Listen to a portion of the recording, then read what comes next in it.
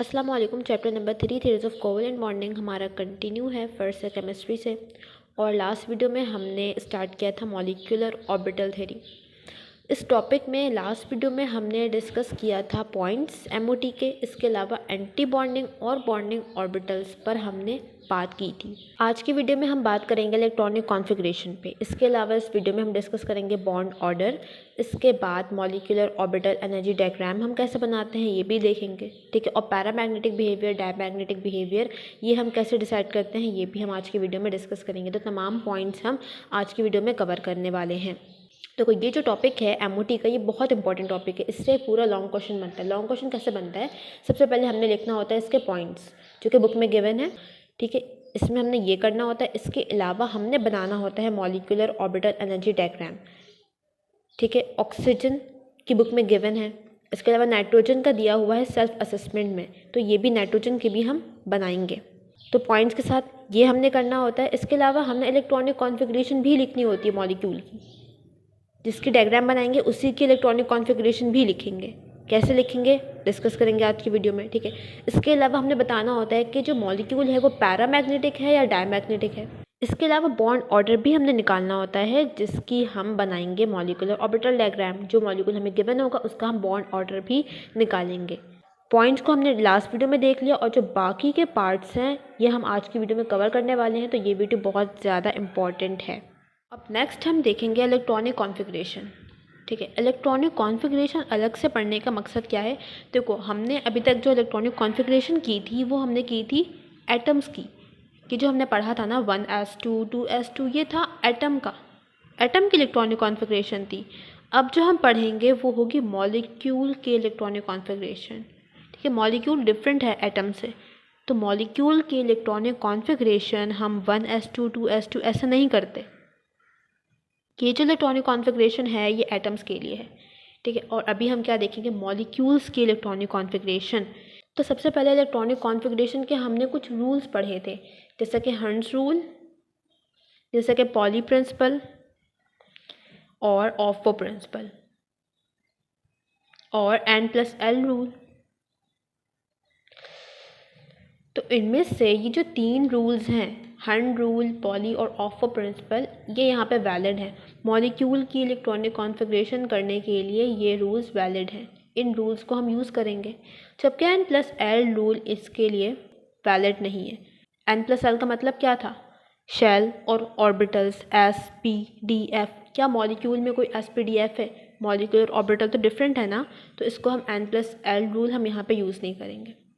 अच्छा, अब जो हम इलेक्ट्रॉनिक कॉन्फ़िगरेशन करेंगे वो उसी तरह से करेंगे, in order of increasing energy, in order of increasing energy. जिसकी एनर्जी सबसे कम होगी जिस ऑर्बिटल की, उसको सबसे पहले लिखोगे, फिर उससे ज़्यादा, फिर उससे ज़्यादा, उससे ज़्यादा, इस ऑर्डर में जाएंगे, एनर्जी इंक्रीज़ होती जाएगी। ये बात समझ आ गई। अब एक और पॉइंट याद रखो, जो बॉन्डिंग मॉलिक्यूलर ऑर्बिटल्स हैं उनकी एनर्जी कम है as compare to anti bonding molecular orbital. जो स्टार वाले ऑर्बिटल्स होंगे उनको हम बाद में लिखेंगे, जैसे कि सिग्मा 1s है और सिग्मा स्टार 1s है। तो एनर्जी कम किसकी होगी, सिग्मा 1s की, तो इसको पहले लिखोगे, देन सिग्मा स्टार 1s लिखेंगे, ठीक है। ये बात भी हो गई। अच्छा, अब एक और बात समझो, नाइट्रोजन है, 3 बॉन्ड्स हैं। एक बॉन्ड तो इसमें लाजमी तौर पे क्या होगा, सिग्मा। एक बॉन्ड लाजमी क्या होगा, सिग्मा। और जो 2 बॉन्ड्स हैं वो क्या होंगे, पाई। फॉर एग्जाम्पल px ने सिग्मा बॉन्ड बना लिया, px ने क्या बना लिया, सिग्मा बॉन्ड। तो px के लिए सिग्मा यूज़ करेंगे, सिग्मा px या फिर सिग्मा px स्टार। देखो 3 बॉन्ड्स हैं ना, px py pz, px py pz। px ने px के साथ बॉन्ड बनाया है, py ने py, pz ने pz। तो लाजमी एक बॉन्ड क्या होता है, पहला बॉन्ड हमेशा सिग्मा बॉन्ड बनता है, उसके बाद जितने ऑर्बिटल्स हैं वो पाई बॉन्ड बना लेते हैं। तो px ने क्या बना लिया, सिग्मा बॉन्ड, तभी हमने क्या लिख दिया, सिग्मा px।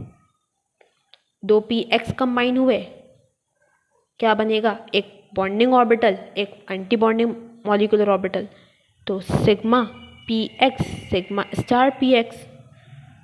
बाकी दोनों बॉन्ड्स क्या होंगे, पाई बॉन्ड्स, मतलब के पी वाई और पी जेड, ये क्या बनाएंगे, पाई बॉन्ड।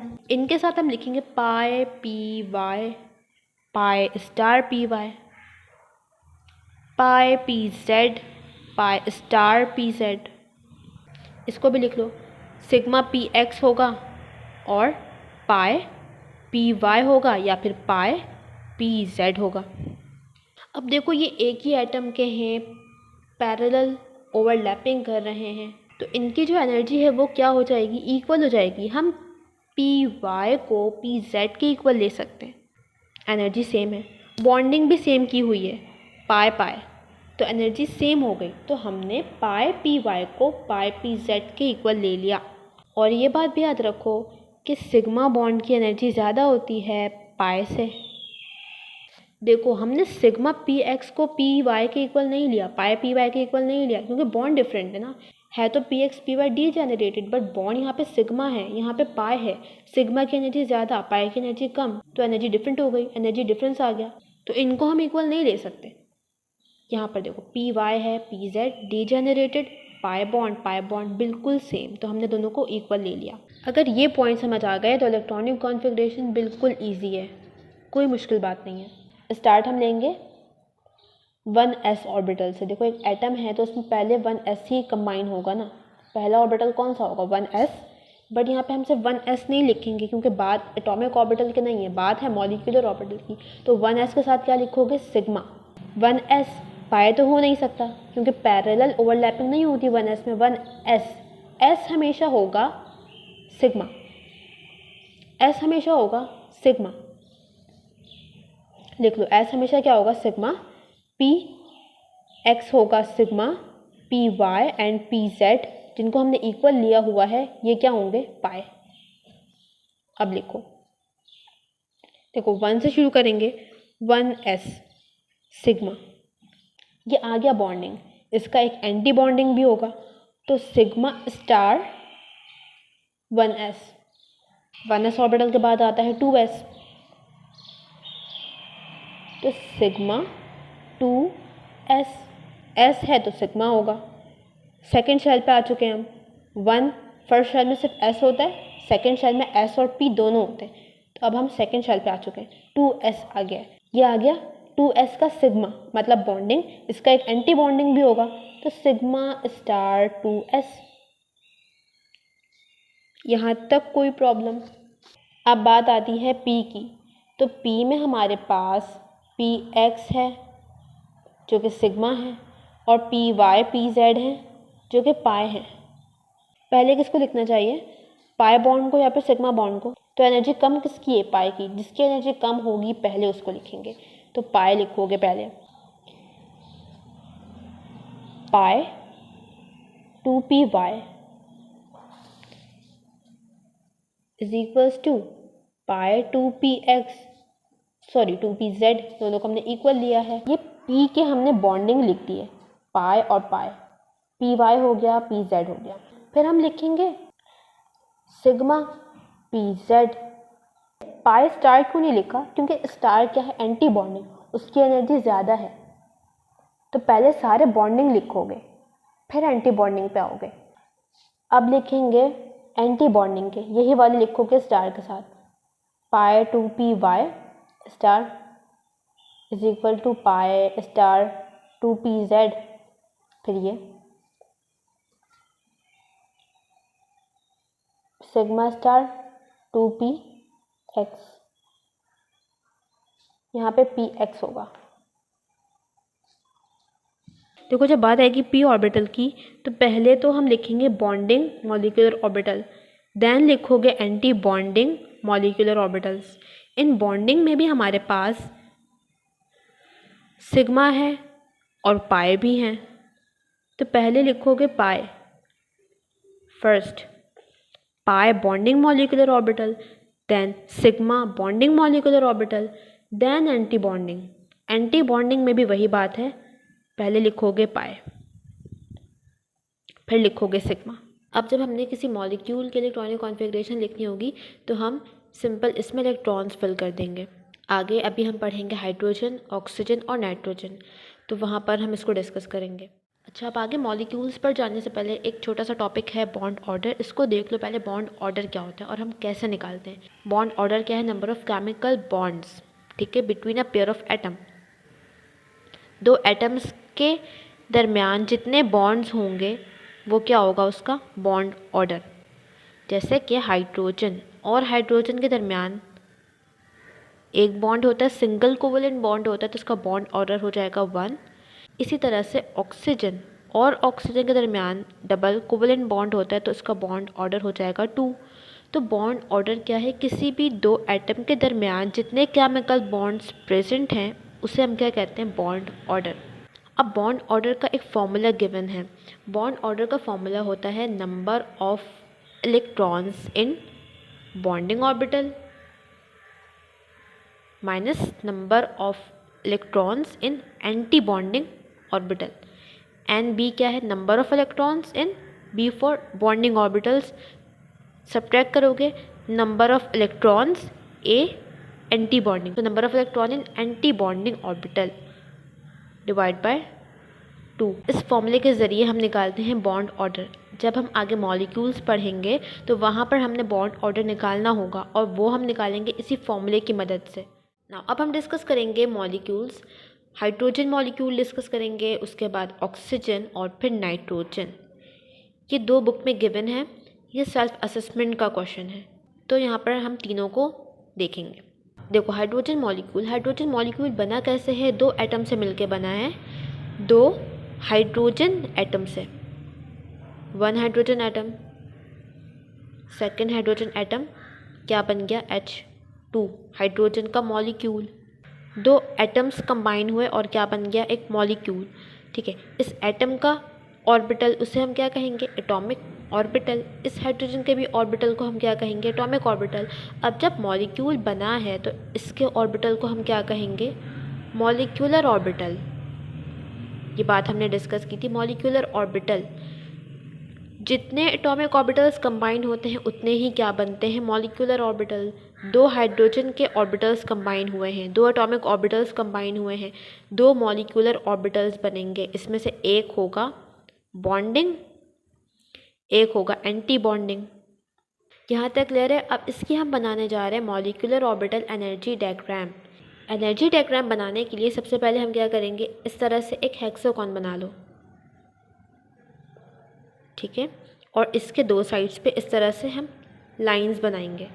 अब देखो, जो एटॉमिक ऑर्बिटल्स हैं उनको हम इन लाइंस पर लिखेंगे। यहाँ पर हम क्या लिखेंगे? Atomic orbitals.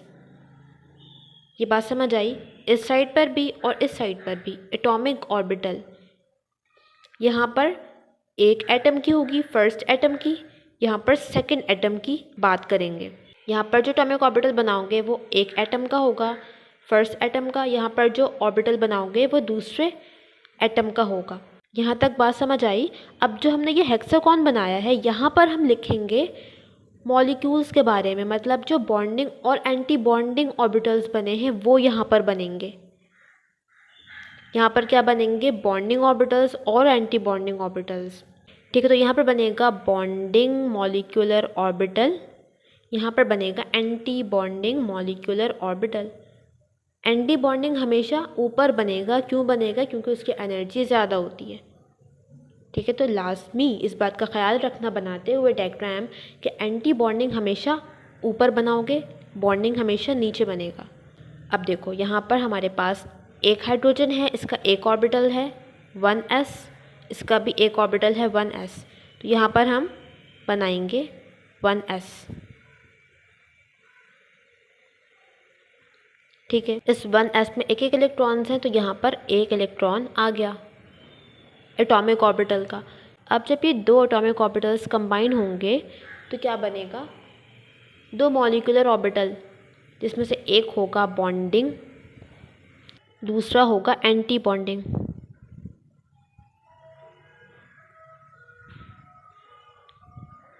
अब जो ये 2 इलेक्ट्रॉन्स हैं एटॉमिक ऑर्बिटल्स के वो कहाँ आ जाएंगे? मॉलिक्यूलर ऑर्बिटल में। और पहले इलेक्ट्रॉन फिल करेगा बॉन्डिंग मॉलिक्यूलर ऑर्बिटल को, क्योंकि बॉन्डिंग मॉलिक्यूलर ऑर्बिटल की एनर्जी कम है। जब बॉन्डिंग मॉलिक्यूलर ऑर्बिटल फिल हो जाएगा तो फिर इलेक्ट्रॉन जाएगा एंटी बॉन्डिंग में। ठीक है, तो पहले फिल होगा बॉन्डिंग मॉलिक्यूलर ऑर्बिटल 1 2, 2 इलेक्ट्रॉन्स हैं तो 1 और 2, एक ऑर्बिटल में 2 इलेक्ट्रॉन्स आ सकते हैं 1 और 2, फिल हो गया इलेक्ट्रॉन। अब अगर यहाँ पर एटॉमिक ऑर्बिटल्स में और भी इलेक्ट्रॉन्स होते तो हम कहाँ फिल करते, एंटी बॉन्डिंग में। ठीक है, तो पहले फिल करोगे बॉन्डिंग मॉलिक्यूलर ऑर्बिटल को, जब बॉन्डिंग मॉलिक्यूलर ऑर्बिटल फिल हो जाएगा तो फिर इलेक्ट्रॉन्स हम डालेंगे एंटी बॉन्डिंग में। यहाँ पर सिर्फ 2 इलेक्ट्रॉन्स थे तो दोनों इलेक्ट्रॉन्स किस में आ गए, बॉन्डिंग में, और एंटी बॉन्डिंग में कितने इलेक्ट्रॉन्स हैं, 0।